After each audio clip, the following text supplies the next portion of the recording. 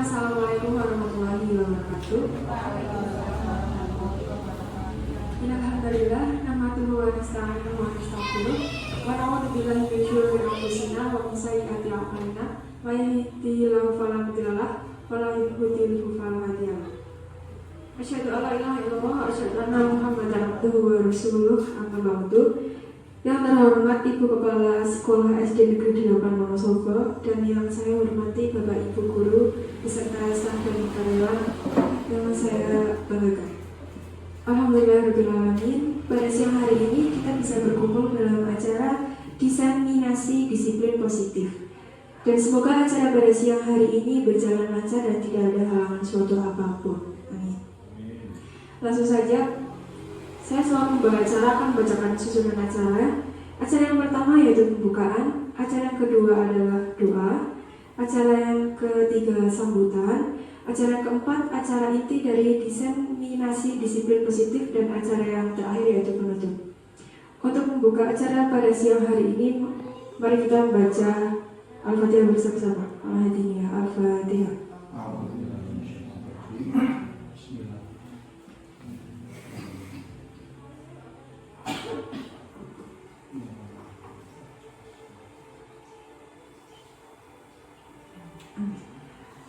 Meja acara yang kedua yaitu doa yang akan dibacakan oleh Bapak Hanafi. Kepada Bapak Hanafi dipersilakan.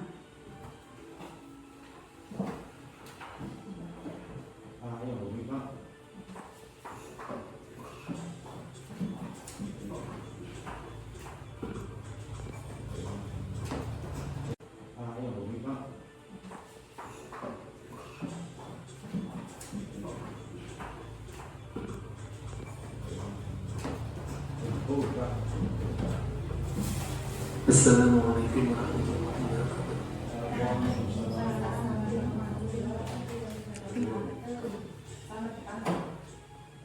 A'udzubillahi minasyaitonir rajim. Bismillahirrahmanirrahim. Alhamdulillahirabbil alamin. Hamdan syakirin, hamdan na'imin, hamdan yuwafi ni'amahu wa yukafi majidah. Ya Rabbana wa lakal hamdu kama yuhyi'ul karim wa 'adil subhanak. Allahumma shalli wa sallim ala sayyidina Muhammad wa 'ala sayyidina Muhammad. Allahumma shalli wa sallim ala sayyidina Muhammad salatan tunjina biha min jami'il ahwali wal afat wa taqdilana biha jami'al hajat wa tutahhiruna biha min jami'i syai'at wa tarfa'una biha ta'ala darajat wa tuballighuna biha sawa'il jami'il khairati fil hayati wa abadan aman. Allahumma inna ala dzikrika wa syukrika wa husni ibadatika. Allahumma rabbana inna nas'aluka al-'afwa wal 'afiyah. Allahumma rabbana taqabbal minna salatana wa qiyamana wa siyamana wa ruku'ana wa sujudana wa qu'udana wa tadarru'ana wa tahussu'ana wa ta'abbudana wa tamin taksirana ya Allah ya Rabbal alamin. Rabbana zalamna anfusana wa lam taghfir lana wa tarhamna lanakunanna minal khasirin. Rabbana la tu'akhidhna in nasina aw akhtana. Rabbana wa la tahmil 'alaina isran kama hamaltahu 'alal ladzina min qablina. Rabbana wa la tuhammilna ma la taqata lana bihi wa'fu 'anna waghfir lana warhamna anta maulana fansurna 'alal qawmil kafirin. Allahumma anta la ilaha illa anta khalaqtani wa ana 'abduka wa ana 'ala 'ahdika wa wa'dika mastata'tu a'udzu bika min syarri ma sana'tu abu laka bi ni'matika 'alayya wa abu bi dhanbi faghfir li fa innahu la yaghfiru dhunuba illa anta. Allahumma rabbana inna nas'aluka salamatan fid dinina wa 'afiyatan fil jasadina wa ziyadatan fil 'ilmina wa barakatan fil rizqina wa taubatan qabla al-mautina wa rahmatan 'inda al-mautina wa maghfiratan ba'da al-mautina. Allahumma hawwin 'alaina fi syirratil maut wa najatan min al-nar. Rabbi ighfir lana wa li walidina warhamhum kama rabbayuna shighara. Rabbana arinal haqqa haqqan warzuqna ittiba'ahu wa arinal batila batilan warzuqna ijtinabah. Rabbana atina fid dunya hasanah wa fil akhirati hasanah wa qina adzabannar wa adkhilnal jannata ma'al abrar ya aziz ya ghaffar ya rabbal alamin. Rabbana innaka antas samiul alim wa tub 'alaina ya maulana innaka antat tawwabur rahim. Sallallahu ala sayyidina Muhammadin nabiyil ummi wa alihi wa sahbihi wa baraka wasallam. Subhana rabbika rabbil izzati amma yasifun wa salamun 'alal mursalin walhamdulillahi rabbil alamin. Bismillahirrahmanirrahim.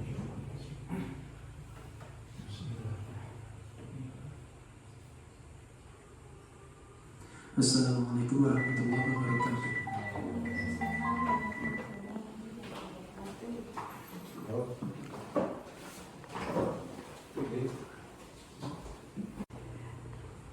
Meja acara yang kedua yaitu yang ketiga yaitu sambutan kepala sekolah yang akan diwakilkan oleh Bapak Mufasir SPDSD. Kepada Bapak Mufasir SPDSD dipersilakan.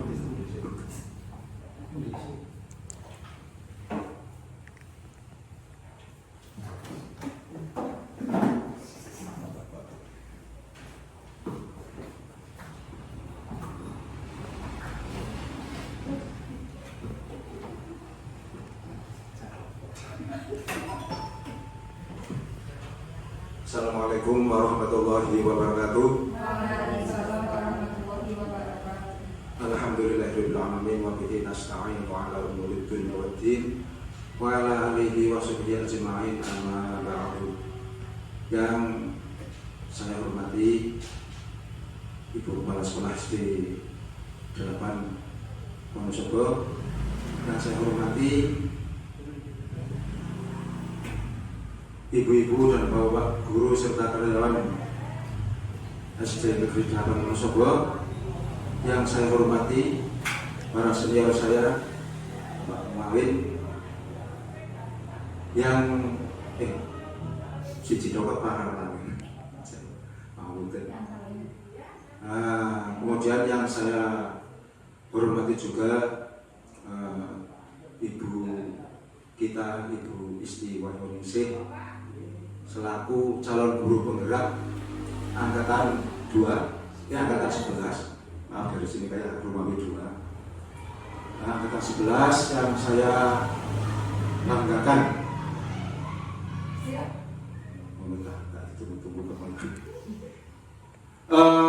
Terima kasih atas waktu yang diberikan pada saya untuk sedikit mengawali daripada acara ini.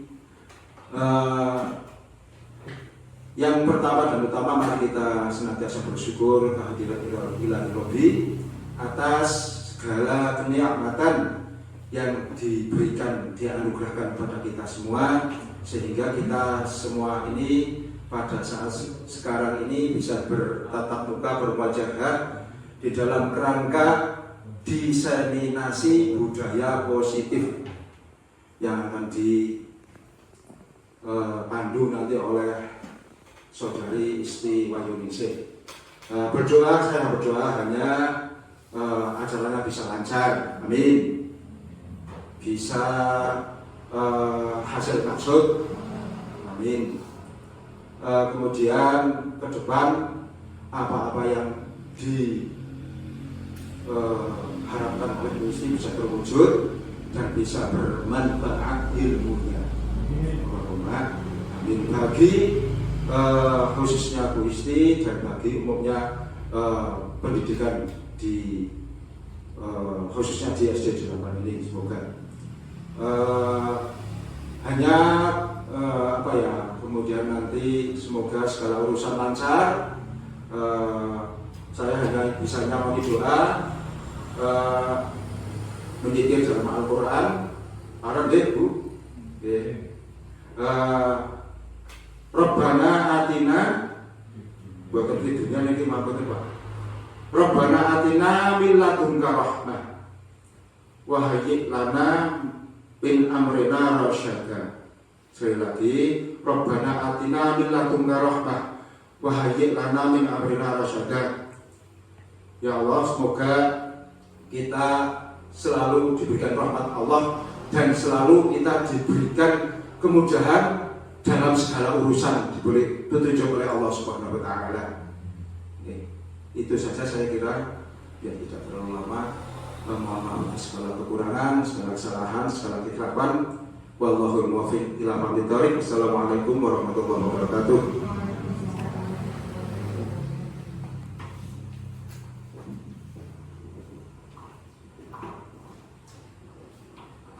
Terima kasih kepada Bapak Mufasir. Untuk acara yang keempat, yaitu acara inti dari diseminasi budaya positif yang akan dipandu oleh Ibu Isti Wahyuningsih. Kepada Ibu Isti Wahyuningsih dipersilahkan. Warahmatullahi wabarakatuh. Yang saya hormati Ibu Kepala Sekolah SD Negeri 8 Wonosobo, dan yang saya hormati Bapak Ibu Guru dan karyawan SD Negeri 8 Wonosobo. Pertama-tama marilah kita panjatkan puji syukur kehadirat Allah Subhanahu wa Ta'ala yang mana telah melimpahkan rahmat dan hidayahnya kepada kita semua, sehingga pada kesempatan siang hari ini kita bisa berkumpul bersama pada acara diseminasi budaya positif. Bapak Ibu semua, tak lupa salawat salam kita junjungkan kepada Nabi Agung Muhammad SAW yang kita nantikan syafaatnya di yaumul qiyamah. Amin. Bapak Ibu semua, untuk sebelum kita memasuki pada kegiatan pada siang hari ini, saya ingin ice breaking dulu Bapak Ibu, biar lebih semangat, ya, biar ada senyum-senyumnya sedikit ya Bapak Ibu. Nanti untuk ice breakingnya mengapa dan kenapa. Nanti untuk bagian mengapa deretan sini ya Pak Mungawin ke belakang. Untuk kenapa dari Bu Citra ke Bu Sur dan Bu Busur.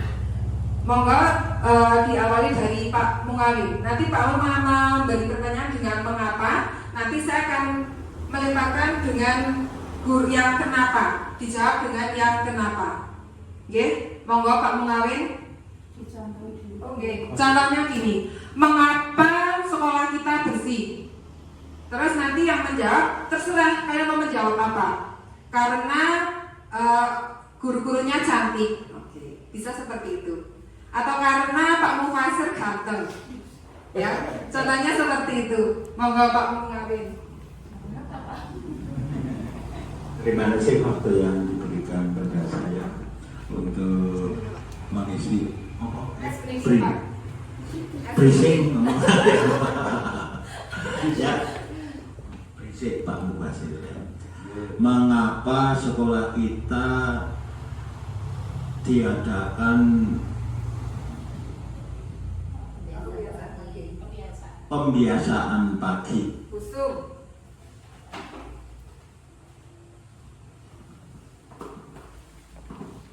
Mengapa ya Pak, KSD 8 diadakan beberapa pembiasaan biar anak itu terbiasa melaksanakan apa yang dikerjakan di sekolah, baik di sekolah maupun di rumah dan di masyarakat. Terima kasih. Kuasai mengapa?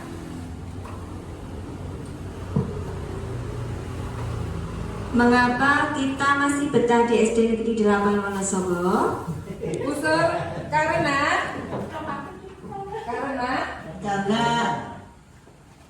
guru-guru di SD 8 semuanya cantik-cantik dan baik-baik dan sombong. Oke, Pak Mufasir, mengapa? Pak Febri, mengapa?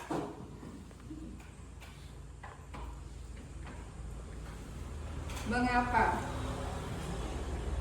Bebas Pak, mau apa? Mengapa Pak Mungawin sudah mau pensiun? Mengapa Pak Mungawin sudah mau pensiun? Mbak Citra, karena Karena sudah karena sudah lama di SD 8. Oke, baik, tepuk tangan untuk kita semua. Ya, ada senyum-senyumnya ya Bapak Ibu. Monggo sembari untuk hidangannya bisa disambi Bapak Ibu. Perkenalkan, di sini ada fasil dari saya, yaitu Ibu Ani Anesuti SPD MPD, kemudian pengajar praktik Bapak Triyono SPD SD, dan saya sendiri Istiwa Yunisi SPD, calon guru penggerak. Bapak Ibu semua, di sini saya ingin bertanya kepada Bapak Ibu. Silakan Bapak Ibu bisa menjawab. Yang pertama, hukuman dapat mendisiplinkan anak. Bapak Ibu setuju atau tidak setuju? Tidak. Hukuman dapat mendisiplinkan anak. Tidak, karena dengan hukuman pastinya anak tidak mungkin langsung akan tidak akan melakukan permasalahan lagi. Pastinya pasti akan tetap melakukan permasalahan lagi. Yang kedua, pemberian hukuman dengan hal positif seperti membaca atau membersihkan halaman sekolah dapat meningkatkan disiplin anak. Setuju atau tidak setuju Bapak Ibu? Pemberian hukuman dengan hal positif seperti membaca atau membersihkan halaman sekolah dapat meningkatkan disiplin anak. Bagaimana Bapak Ibu, setuju atau tidak setuju? Bagaimana? Sepakat? Busur, bagaimana Busur? Setuju. Pak Mungawin? Setuju dan tidak setuju. 50-50 ya Bapak Ibu. Alasannya kan gini Bu. Iya, gimana? Yang namanya kebersihan ada petugas kita pembersih, tapi dalam arti untuk anak-anak kan itu di rumah diberi tugas dari orang tua tahunnya dikira Baik, saya jawab Bapak Ibu. Untuk pemberian hukuman dengan hal positif seperti membaca atau membersihkan halaman sekolah dapat meningkatkan disiplin anak. Tidak setuju Bapak Ibu. Kenapa? Memang di situ ada kata-kata hal positif, tapi itu masuk ke hukuman, ya. Itu masih masuk ke hukuman. Meskipun membaca buku itu positif, tapi kan jangan karena dia disuruh membaca karena dia sedang mendapat hukuman. Terus membersihkan halaman sekolah, dia karena mendapat hukuman. Berarti ketika mereka tidak ada hukuman, tidak membaca buku, tidak membersihkan halaman. Untuk nomor 3, memberi penghargaan dapat meningkatkan motivasi belajar anak. Bagaimana Bapak Ibu, setuju atau tidak setuju? Setuju. Memberi penghargaan dapat meningkatkan motivasi belajar anak. Memberi penghargaan. Kalau tanpa penghargaan, anak-anak tidak akan termotivasi. Penghargaan kan tidak harus berupa uang atau apa kan Bu? Iya, apa contohnya Ibu? Misalnya kita beri penghargaan dengan nilai tangan, Berarti nanti bukan penghargaan Ibu, itu apresiasi. Oke, berarti kalau untuk memberi penghargaan dapat meningkatkan motivasi belajar anak itu tidak setuju. Nah, tapi kalau di sini memberi apresiasi itu setuju.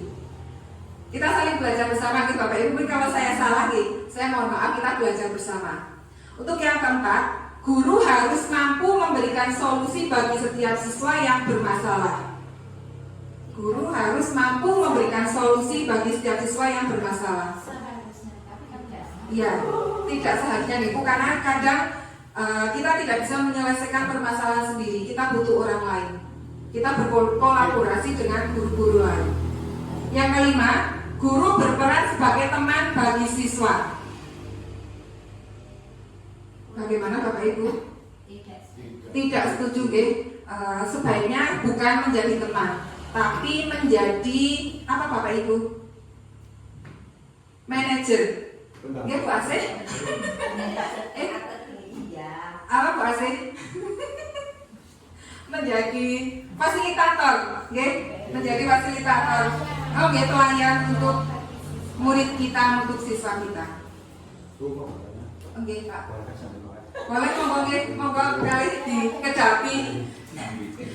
Bapak Ibu, menurut Bapak Ibu, apa itu budaya positif? Budaya positif. Oke. Budaya positif merupakan perwujudan dari nilai-nilai atau keyakinan universal yang diterapkan di sekolah. Jadi budaya positif itu merupakan wujud dari nilai-nilai atau keyakinan universal atau umum yang diterapkan di sekolah. Budaya positif di sekolah tidak dapat diciptakan secara instan. Dalam penerapan budaya positif di sekolah diperlukan tuntunan dan tauladan dari seorang guru. Jadi budaya positif tidak bisa diciptakan secara langsung. Kita harus bertanya kepada murid-murid kita, tidak langsung gurunya langsung memberi kayak peraturan, membuat sendiri. Itu namanya bukan budaya positif. Konsep inti budaya positif. Di sini ada beberapa Bapak Ibu. Ada perubahan paradigma belajar, disiplin positif, nilai-nilai kebajikan, motivasi perilaku manusia, kebutuhan dasar manusia, keyakinan kelas, posisi kontrol guru, dan segitiga restitusi. Bapak Ibu, mari kita nanti kita bermain bersama. Di sini ada sebuah kegiatan kepalan tangan. Ada A dan B, Anda dan teman Anda. Sobeklah secari kertas kecil, tuliskan benda atau sesuatu yang sangat berharga untuk Anda. Letakkan di salah satu tangan Anda dan genggam benda atau sesuatu tersebut dengan segala daya. Buatlah sesuatu kepalan. Teman Anda B akan mencoba dengan sekuat tenaga dengan berbagai cara untuk meminta Anda memberikan benda tersebut. B bisa membujuk, mengancam, menghardik, merayu, menyuap, apa saja agar dapat membuka kepalan tangan Anda? Dan apa yang akan terjadi? Silakan Bapak Ibu menuliskan, bisa cari kertas. Minta kertas. Silakan tuliskan sesuatu yang menurut Bapak Ibu itu sangat-sangat berharga. Silakan, mungkin ada yang mau menuliskan. Monggo Bapak Ibu, silakan menuliskan. Silakan Bapak Ibu menuliskan sebuah benda atau apapun itu yang menurut Bapak Ibu itu sangat-sangat berharga sekali. Mungkin dipraktekkan sekalian ya Bapak Ibu. Monggo Bu Asih, kalian Pak Mufasir, silakan maju ke depan. Untuk yang A, mungkin yang A Bu Asih atau yang A Pak Mufasir? Yang A yang menggenggam. Monggo di depan biar lebih. Oh, dari muda. Ya ini. Ini adalah benda atau barang berharga punya Bu Asih yang akan Pak Mufasir yang di dalam kertas itu ada sesuatu yang sangat-sangat berharga milik Pak Mufasir. Tetapi Bu Asih itu akan memaksa untuk meminta. Ya, nanti apa yang akan dilakukan Pak Mufasir, apakah diberikan atau tidak diberikan? Monggo silakan dimulai. Dengan merayu boleh. Apa deh? Kok iya wis rapat. Boleh Pak? Oh iya boleh. Silakan.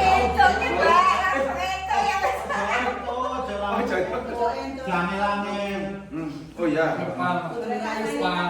Dirayu Apa atau mungkin ini? dikasih iming-iming. Boleh ini nanti kalau Pak mau kasih ngasihkan ini saya kasih ini wes. Aku kalau orang yang tipenya nggak mudah sokop saya loh. Kalau nyokop saya. Ya udah, tak ganti ini. Wah itu juga. Belum Gimana? bagi saya. Belum. Beneran ini nggak boleh beneran. Ya. Beneran. Ya sudah aku tahu.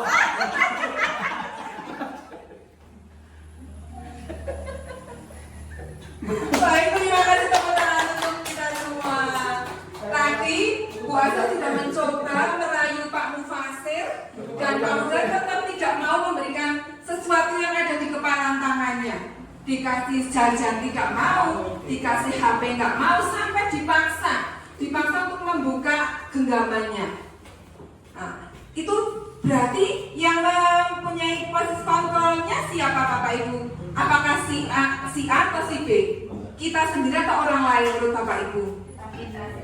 Kita sendiri Bapak Ibu. Yang bisa mengetahui posisi kontrol atau bisa mengontrol, yang bisa apa ya Bapak Ibu? Mengendalikan diri kita ya diri kita sendiri, bukan orang lain. Mau dipaksa, mau disuap, mau dirayu dengan cara apapun, tetap kalau kita nggak mau ya udah nggak mau. Jadi mau dipaksa di apapun, hanya si A, hanya kita yang memegang kendali. Oke Bapak Ibu, dari kegiatan tadi, apakah Anda tahu atau B membuka kepala tangan Anda? Mengapa? Apa alasan Anda atau B membuka kepala tangan? Tadi apakah Pak Mufasir sempat membuka kepala tangannya? Tidak, Bapak Ibu, karena dia tetap mempertahankan, aku nggak mau. Ini adalah punya saya tidak akan memberikan kepada siapa-siapa. Kemudian, apakah Anda atau B menutup kepala tangan Anda? Mengapa? Apa alasan Anda atau B tetap menutup kepala tangan Anda? Mempertahankan. Dalam kegiatan ini sesungguhnya siapa yang memegang kendali atau kontrol untuk membuka atau menutup kepala tangan Bapak Ibu? Diri sendiri atau diri kita sendiri, bukan orang lain. Pembelajaran dengan paradigma baru. Pembelajaran dengan paradigma baru merupakan pembelajaran yang dirancang berdasarkan prinsip pembelajaran yang berdiferensiasi, sehingga para peserta didik belajar sesuai dengan kebutuhannya berdasarkan tahap perkembangan sesuai dengan teori psikologi modern untuk mewujudkan profil pelajar Pancasila. Miskonsepsi tentang teori kontrol. Di sini ada beberapa miskonsepsi tentang teori kontrol. Yang pertama, ilusi guru mengontrol murid. Yang kedua, ilusi bahwa kritik dan membuat orang merasa bersalah dapat menguatkan karakter. Yang ketiga, ilusi bahwa semua penguatan positif efektif dan bermanfaat. Yang keempat, ilusi bahwa orang dewasa memiliki hak untuk memaksa. Apakah orang dewasa itu juga memiliki hak untuk memaksa, Bapak Ibu? Kalau rumangsa sudah dewasa, dia punya hak untuk memaksa? Tidak, Bapak Ibu. Tapi kalau untuk hal positif, Ya, kecuali untuk hal positif kita bisa saja, tapi mungkin dengan cara yang baik. Niatnya Allah memaksa. Oh, memaksa. Baik Bapak Ibu, di sini ada mengubah paradigma stimulus respon ke pendekatan teori kontrol. Di sebelah kiri sini ada stimulus respon dan di sebelah kanannya ada teori apa Pak Mufasir? Kontrol. Iya, oke. Yang pertama dari stimulus respon ada realitas atau kebutuhan kita sama. Tapi dari teori kontrol adalah realitas kebutuhan kita berbeda. Apakah kebutuhan saya dan kebutuhannya Bu Suratina sama? Beda. Saya punya kebutuhan sendiri dan Bu Sur juga punya kebutuhan sendiri. Jadi untuk kebutuhan atau realitas itu berbeda. Yang kedua, semua orang melihat hal yang sama. Untuk teorinya, setiap orang memiliki gambaran berbeda. Saya bisa menilai Bu Asih itu sangat cantik sekali seperti Ike Nurjana. Tapi Pak Mufasir menyampaikan enggak, Bu Asih itu mirip Dewi Persik. Itu kan bisa, pandangan kita berbeda. Betul begitu Pak Mufasir? Kayak Dewi Persik? Ada seperti namanya. Baik, selanjutnya kita mencoba mengubah orang agar berpandangan sama dengan kita. Untuk teori kontrolnya, kita berusaha memahami pandangan orang lain tentang dunia. Jadi kita tidak boleh mengubah pandangan orang lain untuk sama seperti kita. Saya akan mencoba mengubah pandangan Bu Citra biar sama kayak saya, itu tidak bisa Bapak Ibu. Hanya kita bisa memahami cara pandang Bu Citra. Yang keempat, perilaku buruk dilihat sebagai suatu kesalahan. Teori kontrolnya, semua perilaku memiliki tujuan. Betul tidak Bapak Ibu? Kalau setiap perilaku buruk dilihat suatu kesalahan atau semua perilaku memiliki tujuan? Semua perilaku pasti akan memiliki tujuan, Bapak Ibu. Selanjutnya, orang lain bisa mengontrol saya. Teorinya, hanya Anda yang bisa mengontrol diri sendiri. Tadi sudah dibahas sebelumnya, hanya kita sendiri yang bisa mengontrol diri kita. Saya bisa mengontrol orang lain. Anda tidak bisa mengontrol orang lain. Saya bisa mengontrol busuk. Harus sama kayak saya. Tidak bisa Bapak Ibu. Kemudian pemaksaan ada pada saat bujukan gagal. Teori kontrolnya, kolaborasi dan konsensus menciptakan pilihan-pilihan baru. Yang terakhir, model berpikir menang kalah. Teori kontrolnya, model berpikir menang-menang. Disiplin positif. Disiplin positif disiplin itu berasal dari kata disiplina yang artinya belajar. Disiplin mengacu pada disiplin diri yang memiliki tanggung jawab terhadap apa yang ditakutkannya berdasarkan nilai-nilai yang diyakini. Disiplin positif merupakan salah satu cara penerapan disiplin yang bertujuan untuk menumbuhkan kesadaran serta memberdayakan siswa tanpa imbalan, penghargaan atau reward, ancaman atau hukuman. Sebagai pendidik, tujuan kita adalah menciptakan siswa yang memiliki disiplin diri sehingga mereka berperilaku mengacu kepada nilai-nilai kebajikan universal dan memiliki motivasi intrinsik dalam perubahan perilaku ke arah yang lebih baik. Jadi kita sebagai guru berharap pada diri murid-murid kita itu mempunyai nilai-nilai kebajikan atau motivasi yang tumbuh dari dirinya sendiri, yaitu dari motivasi intrinsik, bukan dari luar. Mencoba anak tersebut itu berubah dari dirinya sendiri, bukan karena paksaan. Nilai-nilai kebajikan. Nilai-nilai kebajikan adalah sifat-sifat positif manusia yang merupakan tujuan mulia yang ingin dicapai setiap individu. Nilai-nilai tersebut bersifat universal dan lintas bahasa, suku bangsa, agama, maupun latar belakang. Yang pertama, setiap perilaku atau perbuatan memiliki suatu tujuan. Dr. William Glasser pada teori kontrol 1984. Yang kedua, dengan mengaitkan nilai-nilai kebajikan yang diyakini seseorang, maka motivasi intrinsiknya akan terbangun, sehingga menggerakkan motivasi dari dalam untuk mencapai tujuan mulia yang diinginkan. Daniel Gosen 1998. Yang ketiga, nilai-nilai kebajikan yang ingin dicapai oleh setiap anak Indonesia dikenal dengan profil pelajar Pancasila, beriman, bertakwa kepada Tuhan Yang Maha Esa, dan berakhlak mulia, mandiri, bernalar kritis, berkebinekaan global, dan bergotong royong serta kreatif. Kita ke materi selanjutnya, yaitu kebutuhan dasar manusia. 5 kebutuhan dasar manusia. Jadi kebutuhan dasar manusia itu ada 5, Bapak Ibu. Yang pertama, penguasaan, kasih sayang, kesenangan, kebebasan, dan bertahan hidup. Teori motivasi hukuman dan segitiga restitusi. Teori motivasi yang ada di teori motivasi hukuman dan segitiga restitusi yaitu untuk menghindari ketidaknyamanan atau hukuman. Ini termasuk ke motivasi ekstrinsik. Yang kedua, untuk mendapat imbalan dari orang lain, itu juga masuknya motivasi ekstrinsik.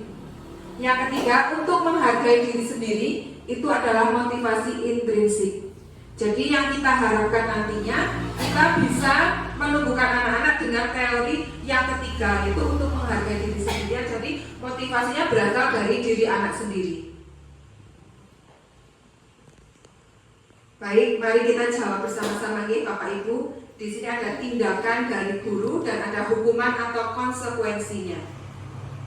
Mencatat 100 kali di dalam buku kalimat. Saya tidak akan terlambat lagi karena terlambat ke sekolah. Hukuman atau konsekuensi, Bapak Ibu? Hukuman. Yang kedua, lari mengelilingi lapangan basket 2 kali karena terlambat hadir sekolah. Hukuman atau konsekuensi? Hukuman. Yang ketiga, murid diminta untuk push up 15 kali karena tidak menggunakan masker ke sekolah. Hukuman. Keempat, menggantikan kertas tugas teman yang telah dicoret-coret. Hukuman atau konsekuensi, Bapak Ibu? Konsekuensi. Karena yang melakukan coret-coretnya itu kan si anak tersebut, si anak yang apa nih? Yang mencoret-coret. Selanjutnya, membersihkan tumpahan air di meja tulis karena tersenggol pada saat belajar. Hukuman atau konsekuensi? Konsekuensi. Murid disuruh untuk mengenakan sepatu seharian di sekolah karena tidak mengenakan sepatu hitam. Hukuman atau konsekuensi, Bapak Ibu? Hukuman. Lari mengelilingi lapangan basket 2 kali karena terlambat 10 menit untuk pelajaran PJOK. Hukuman atau konsekuensi, Bapak Ibu? Pemanasan. Oh ya, ini coba Pak Pengamen untuk pertanyaan yang terakhir ini.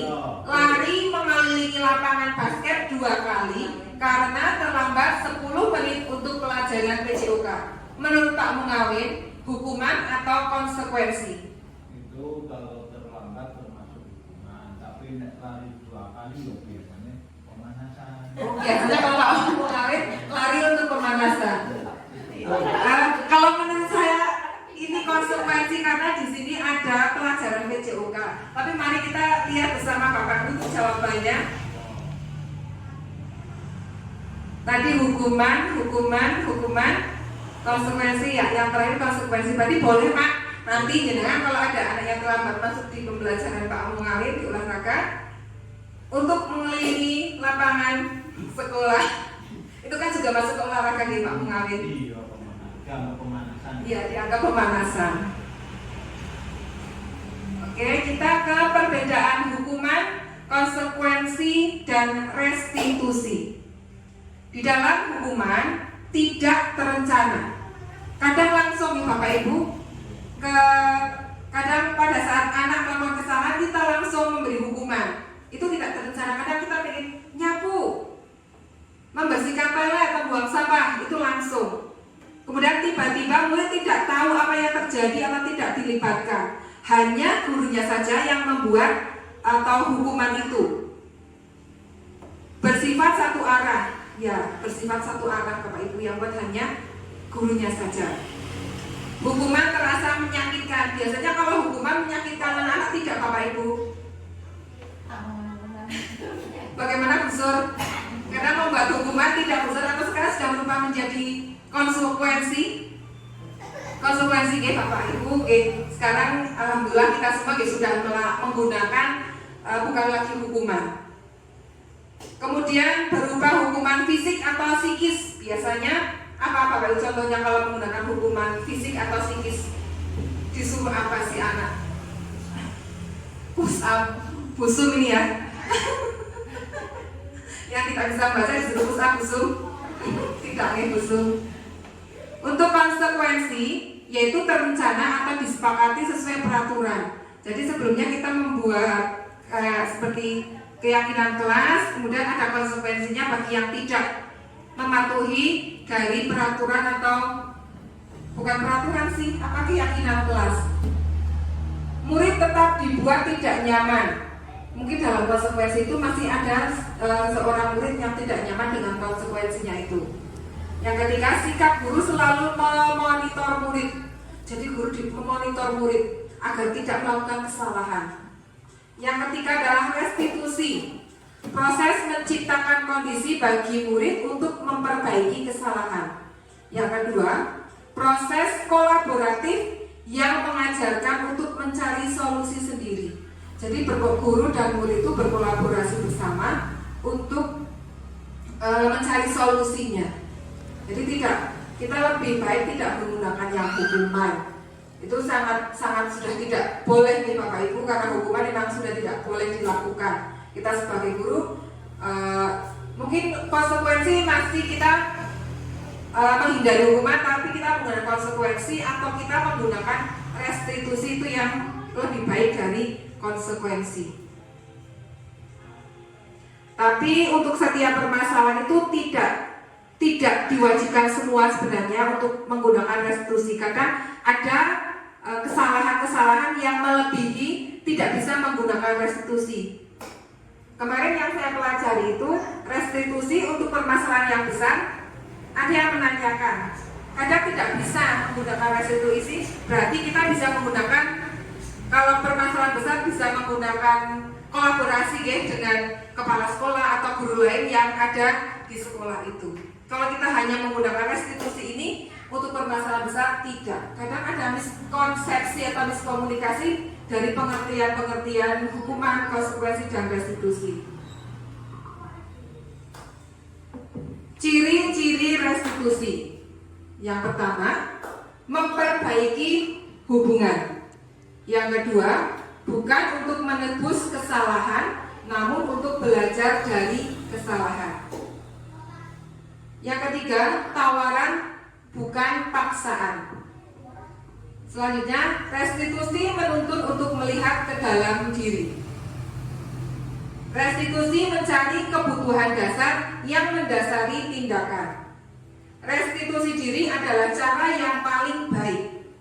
Restitusi fokus pada karakter bukan tindakan. Restitusi fokus pada solusi. Yang terakhir, restitusi mengembalikan murid yang berbuat salah pada kelompoknya. 5 posisi kontrol guru. Jadi sebagai guru punya posisi kontrol, yaitu yang pertama di sini ada 5 posisi kontrol. Yang pertama adalah sebagai penghukum. Apakah Bapak Ibu setuju kita sebagai guru menjadi penghukum? Setuju tidak Bapak Ibu? Tidak. Jangan ya Bapak Ibu, kita sebagai guru tidak boleh memposisikan kita sebagai penghukum. Yang kedua, pembuat merasa bersalah. Jadi di posisi ini si anak itu merasa bersalah, sangat-sangat merasa bersalah dengan contohnya ketika anak terlambat berangkat ke sekolah, kita memposisikan diri menjadi pembuat merasa bersalah. Jadi anak itu sangat-sangat bersalah sekali. Bagaimana Bapak Ibu? Apakah Bapak Ibu akan menerapkan pembuat merasa bersalah? Tidak. 5 posisi yang selanjutnya adalah sebagai teman, yaitu tindakan guru adalah menghitung dan mengukur. Hasilnya menyesuaikan diri bila diawasi. Jadi si anak akan menyesuaikan diri bila diawasi. Kalau tidak diawasi, si anak itu tidak akan berubah menjadi baik. Yang terakhir sebagai manajer, yaitu tindakan guru mengajukan pertanyaan-pertanyaan dan hasilnya menguatkan pribadi. Jadi pada intinya kita sebagai guru harusnya bisa menempatkan diri kita menjadi di posisi kontrol yang kelima, yaitu sebagai manajer. Mari ya Bapak Ibu semua, kita belajar bersama. Saya juga masih belajar. Intinya di sini juga saya ingin menyebarkan ilmu yang sudah saya dapatkan. Bersama-sama kita menjadi seorang manajer bagi murid-murid kita di sekolah. Di sini ada beberapa pertanyaan Bapak Ibu. Saya kecewa sekali dengan kamu. Siapa yang mengatakan?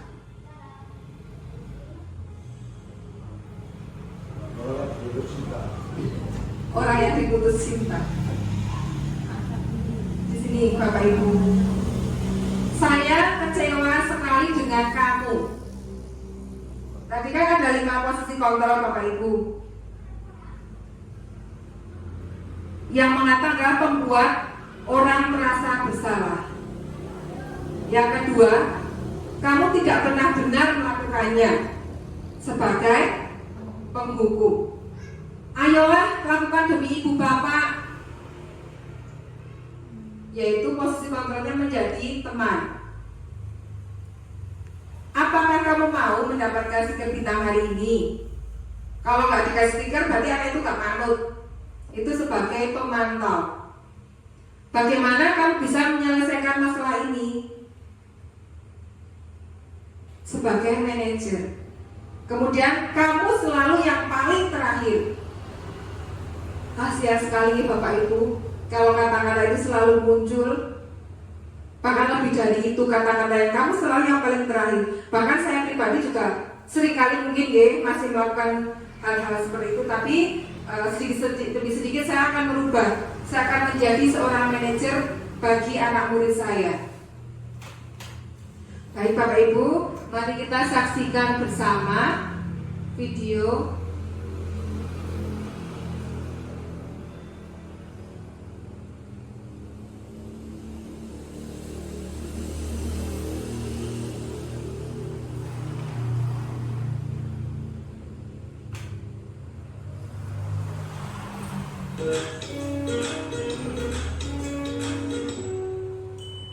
Salam bahagia Ibu dan Bapak Guru hebat. Dalam penerapan disiplin positif restitusi, salah satu program yang dikembangkan adalah 5 posisi kontrol. 5 posisi kontrol dalam restitusi adalah proses perjalanan seorang pendidik agar dapat mengenali dirinya. Pada video kali ini, kita akan membahas tentang 5 posisi kontrol yang dikembangkan oleh Diane Gosser dan contoh penerapannya.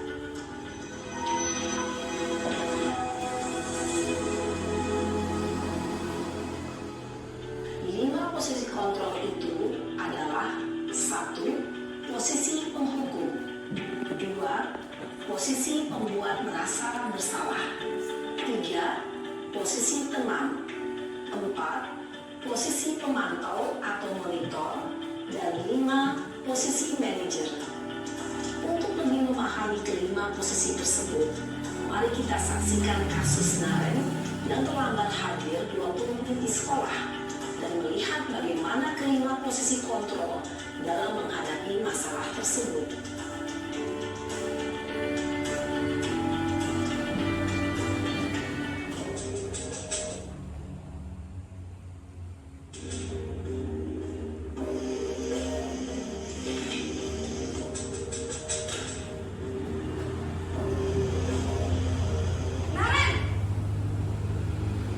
Sini kamu. Selamat pagi, Bu. Selalu terlambat. Kamu deh, pasti terlambat. Maaf, Bu. Saya... Apa? Apa coba? Alasan kamu apa lagi? Kapan sih kamu tidak terlambat? Malas sekali ya kamu jadi anak. Saya... Dasar pemalas. Gak kapok-kapok sih kamu. Sudah berapa kali terlambat?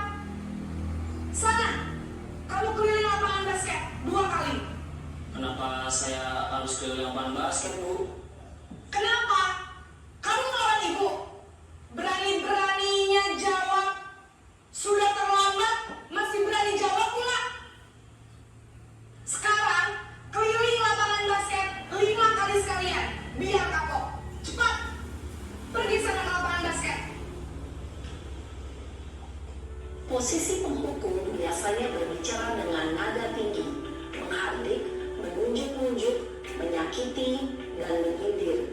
Hukuman bisa berupa fisik maupun psikis. Ibu dan bapak guru hebat.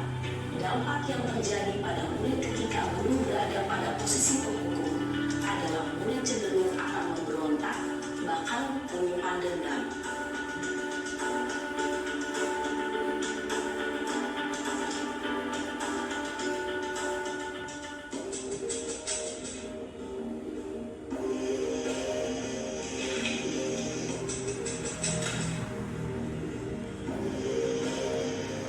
Naren!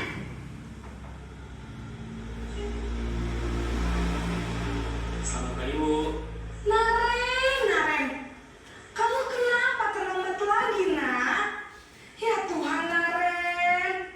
Kamu senang ya bikin ibu susah ya? Kalau kamu terlambat lagi, nanti ibu yang ditegur bapak kepala sekolah, nak. Disangka ibu tidak bisa membina kamu. Duh, gimana ini? Maaf, Bu. Duh, Gusti Naren. Kamu suka ya kalau ibu ditegur bapak kepala sekolah? Terus, sekarang ibu harus tulis apa yang di buku absen? Ini kamu sudah sering terlambat loh. Ibu harus apa coba? Maaf, Bu. Maaf sekali. Ya sudah, lain kali jangan bikin ibu susah lagi ya nak ya. Ibu tidak akan kuat lagi kalau kamu begini terus. Bisa jantungan kalau ibu ditegur bapak kepala sekolah. Sana cepat ke kelas. Maaf ya, Bu. Maaf sekali.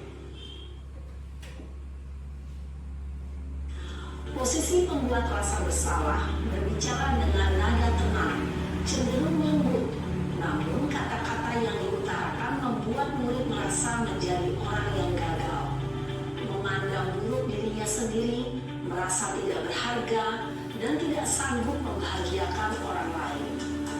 Ketika guru mengambil posisi pembuat rasa bersalah, murid akan menganggap dirinya yang bersalah dan ia akan menyimpan emosi negatif tersebut di dalam dirinya.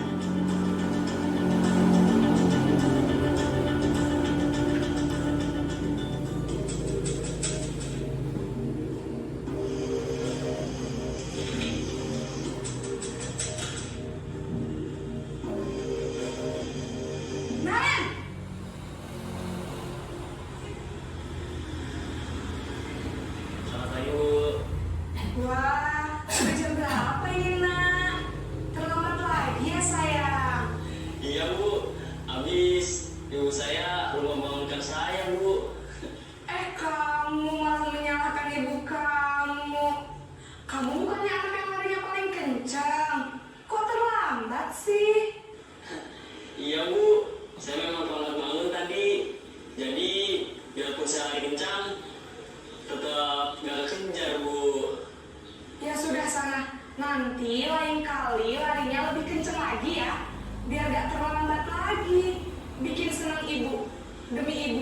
Bisa kan? Bisa lah, Bu. Ya sudah, sana masuk kelas. Ibu beresin urusan absen kamu. Kamu ini ada-ada salah aja. Dalam posisi teman, guru berbicara dengan nada suara ramah, akrab, cenderung bersenda gurau untuk menjaga suasana tetap santai. Murid akan merasa senang, aman, dan akrab dengan guru. Identitas yang tercipta adalah identitas sukses atau berhasil. Namun, perlu diingat, karena ini masih dorongan eksternal, maka ada faktor ketergantungan dari murid kepada orang tertentu. Di sini, guru absennya, sehingga di lain waktu, murid bisa berperilaku baik, namun hanya kepada orang-orang tertentu saja.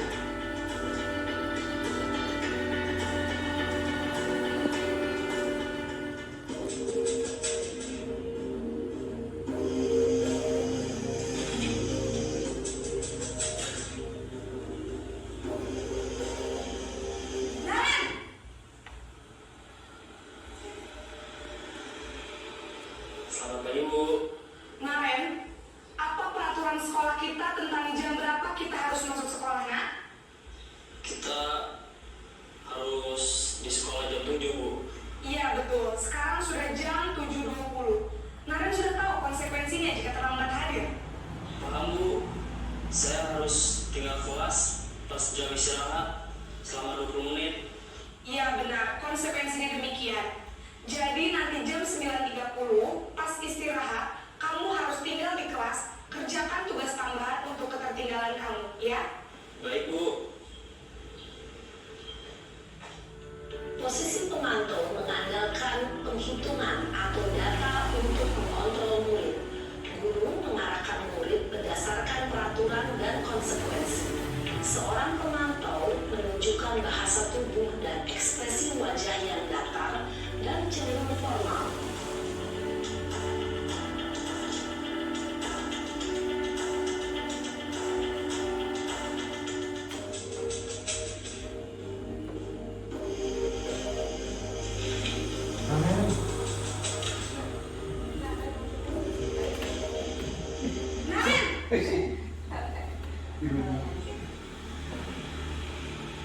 Selamat pagi, Bu. Selamat pagi, Naren. Maaf, Bu. Saya terlambat. Iya, sekolah masuknya jam 7, sekarang sudah jam 7.20. Jadi sekarang bagaimana ini, Naren? Maaf, Bu. Saya lupa setel alarm saya semalam. Baiklah, menurut kamu, keyakinan sekolah yang mana yang perlu kamu tingkatkan? Menghargai diri sendiri dan orang lain mungkin, ya, Bu. Setuju. Jadi, apakah Naren meyakini prinsip saling menghormati tersebut? Iya, Bu. Saya meyakininya. Apakah Naren bersedia memperbaiki masalah keterlambatan ini? Bersedia, Bu. Bagaimana kamu akan perbaiki masalah keterlambatan ini? Saya akan coba untuk tidak lupa menyetel alarm saya, Bu. Baik, kalau Naren lupa menyetel alarm di rumah, ada orang yang kira-kira bisa bantu mengingatkan tidak? Ada, Bu. Kata saya, Kak Emma. Ada lagi selain Kak Emma? Selain Kak Emma, ada ibu saya. Baik, jadi yang mengingatkan Naren adalah Kak Emma dan ibu kamu, ya? Kira-kira akan mulai setel alarm kapan nih, Naren? Setelah pulang sekolah, akan segera saya lakukan. Baik, jadi Naren akan setel alarm untuk bangun besok pagi dan akan diingatkan oleh kakak dan ibunda Naren, ya? Ada lagi yang mungkin perlu dilakukan, Naren? Agar tidak terlambat bangun lagi. Tidak ada, Bu. Baik, Naren. Terima kasih untuk kerjasama kamu. Sekarang kamu perlu kembali ke kelas untuk belajar. Baik, Bu. Terima kasih. Posisi manajer adalah posisi kontrol yang disarankan untuk membimbing murid memiliki sikap disiplin yang positif, yaitu murid yang mandiri, bertanggung jawab, dan dapat memecahkan masalah. Tujuan dari posisi ini adalah agar murid dapat berefleksi atas tindakannya. Guru akan dengan tulus memberikan pertanyaan-pertanyaan bermakna, sehingga membuat murid dapat belajar dari kesalahannya dan mencari sebuah solusi untuk menyelesaikannya. Ibu dan Bapak guru hebat,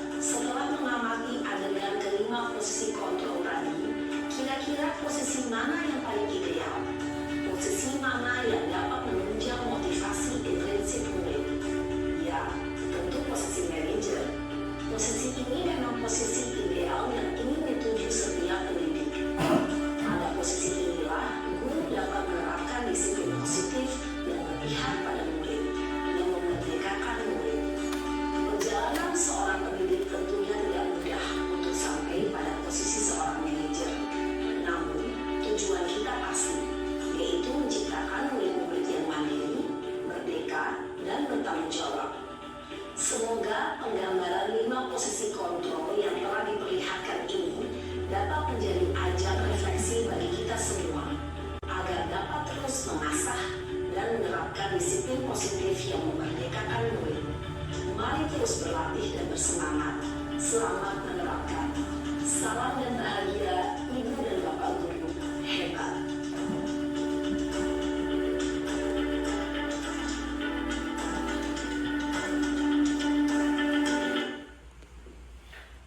Baik, Bapak Ibu, tadi sudah disaksikan dia ada video Naren.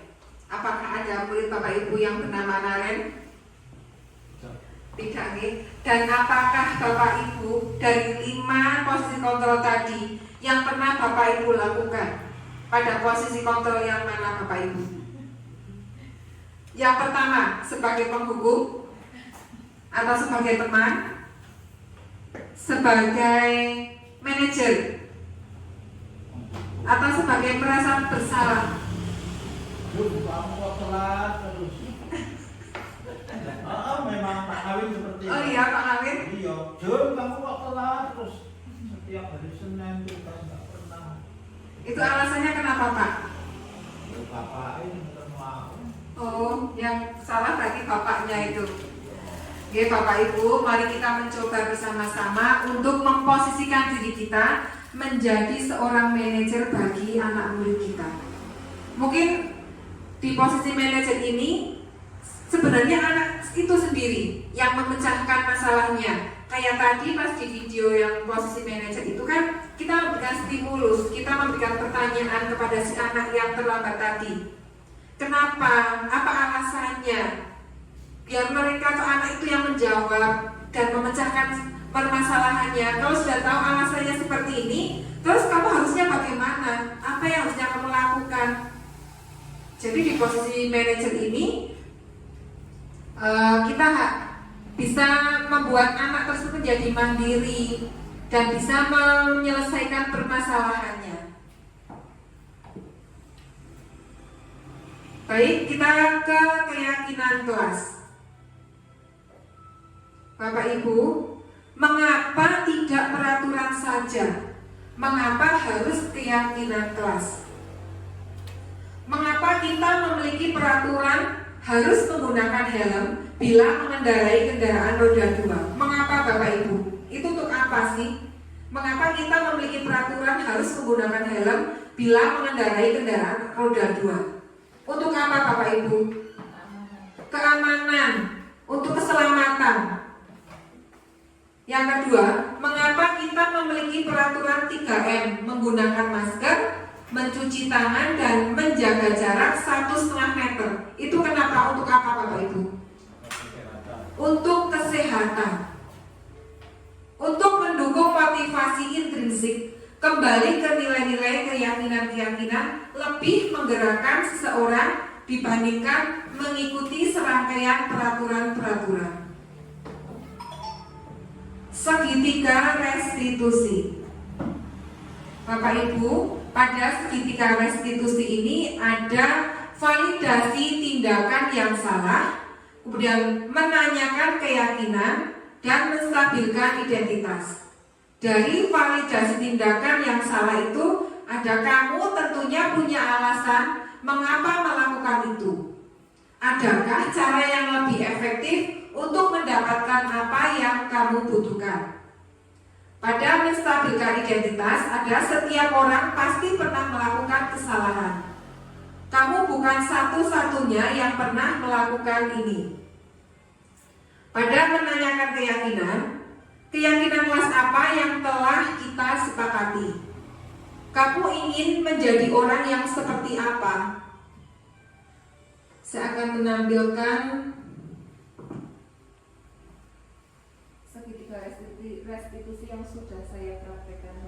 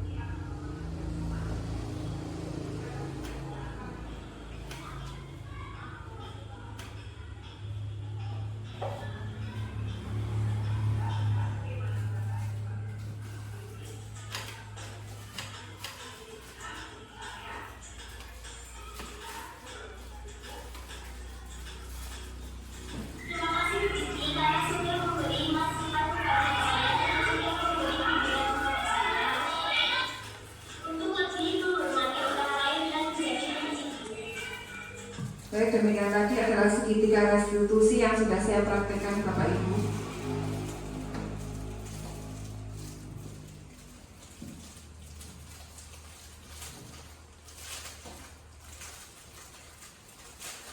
Untuk di sesi ini saya ingin berefleksi, ingin menanyakan kepada Bapak Ibu, silakan Bapak Ibu untuk menjawab di sticky note.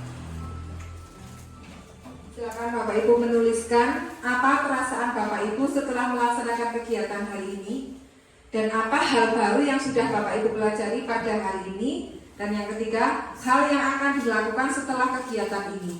Silakan Bapak Ibu untuk bisa menuliskan, nanti bisa ditempelkan di tembok sebelah sana. Satu pertanyaan, satu kertas. Satu aja. Satu langsung ya. Enggak cukup ya.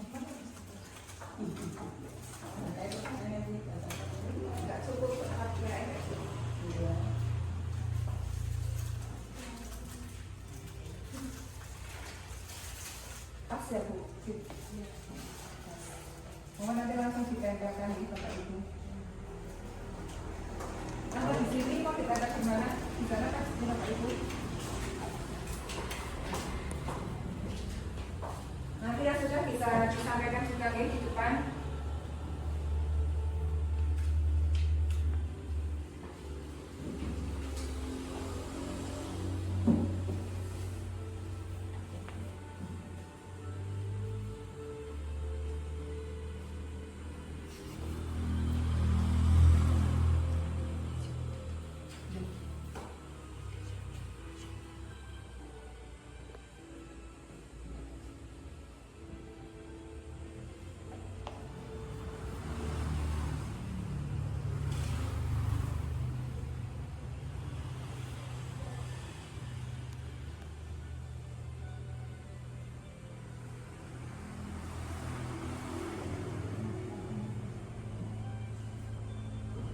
Ada yang sudah selesai Bapak Ibu, monggo bisa disampaikan di depan.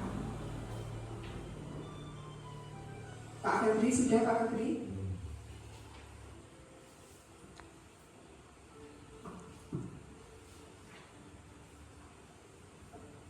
Puase, silakan ke depan.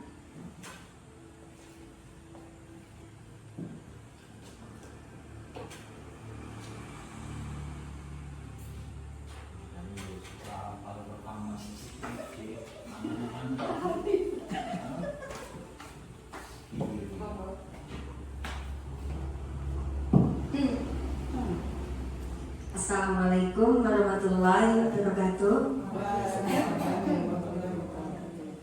Saya akan membacakan refleksi untuk kegiatan diseminasi yang telah disampaikan oleh Bu Isti, sangat luar biasa. Beri aplaus dulu teman-teman.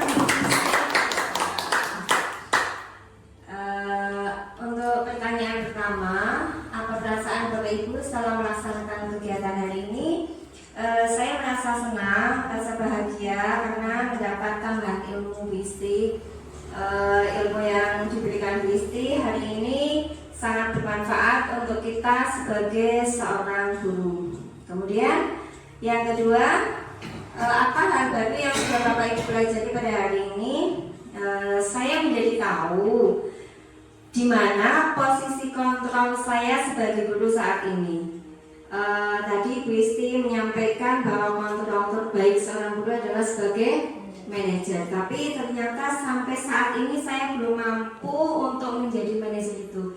Jadi masih banyak sekali hal yang saya lakukan, ternyata itu saya masih di posisi sebagai pembuat rasa bersalah, kemudian masih sebagai pemantau, bahkan beberapa kali masih pernah menjadi seorang penghukum. Dan untuk pertanyaan yang ketiga, hal yang akan dilakukan setelah kegiatan ini, saya akan terus belajar untuk menjadi manajer, kontrol manajer untuk seorang guru. Begitu Bu Isti, terima kasih. Baik, terima kasih Bu Asih. Beri aplaus pada Bu Asih.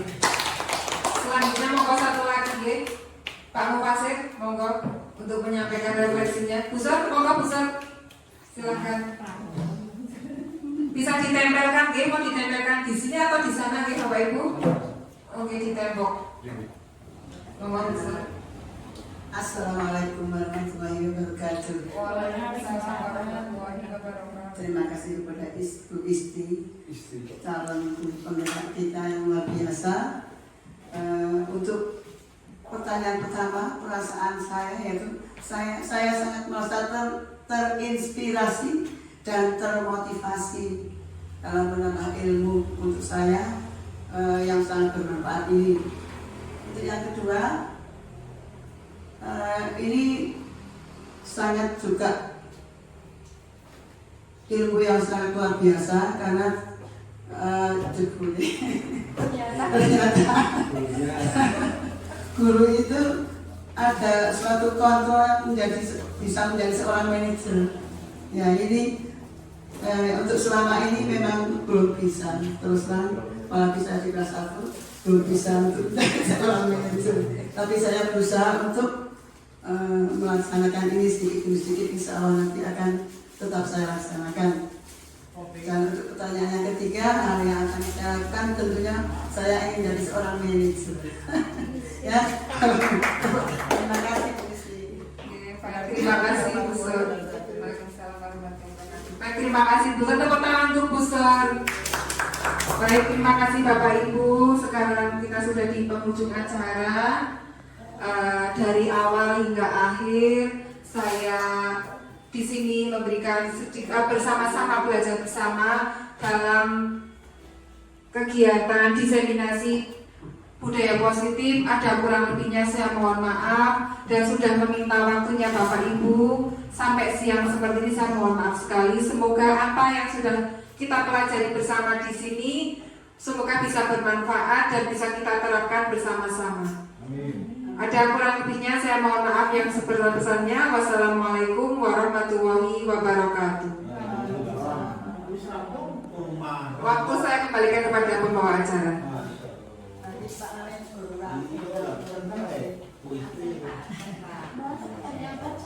Terima kasih kepada Bu Isti Wahyunisi selaku calon guru penggerak angkatan 11. Saya selaku pembawa acara, apabila ada juru kata yang kurang berkenan di hati Bapak Ibu semua, saya mohon maaf yang sebesar-besarnya. Mungkin itu yang bisa dapat saya sampaikan, kurang lebihnya mohon maaf. Kalau memang mau turun, fastabiqul khairat. Wassalamualaikum warahmatullahi wabarakatuh. Foto bersama nih Bapak Ibu. Mbak Arda.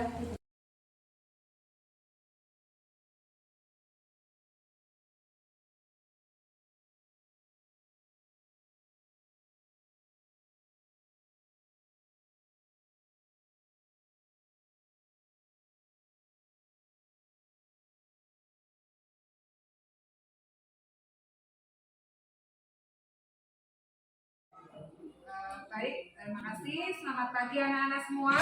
Selamat pagi Bu Istri. Hari ini sebelum kita akan mulai pembelajaran, akan mengenal pembelajaran yang lain, kelas kita akan membuat kesepakatan kelas yang akan diyakini, ya. Kita membuat keyakinan kelas atau kesepakatan bersama. Nanti kalian semua boleh menuliskan apa sih kesepakatan apa yang ingin kamu lakukan di kelas ini. Ingin punya kelas yang seperti apa? Ingin pembelajaran yang seperti apa? Nanti kalian tuliskan di sticky note. Nanti yang kalau sudah tuliskan kalian tempelkan di sini, ya. Nanti kalian akan membuat keyakinan kelas. Kemudian keyakinan kelas itu akan kita sepakati bersama dan akan kita yakinkan untuk kita melaksanakan kesepakatan kelas tersebut. Paham ya anak-anak? Apa ya? Menurutku apa ya?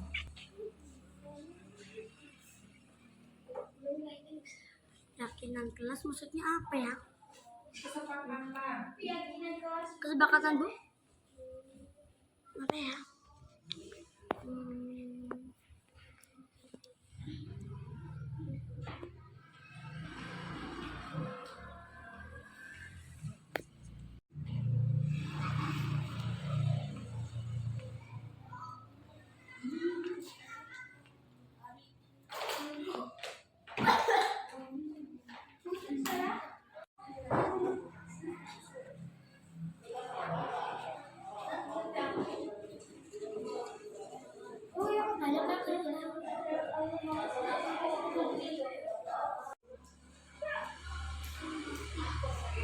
Yang lain silakan.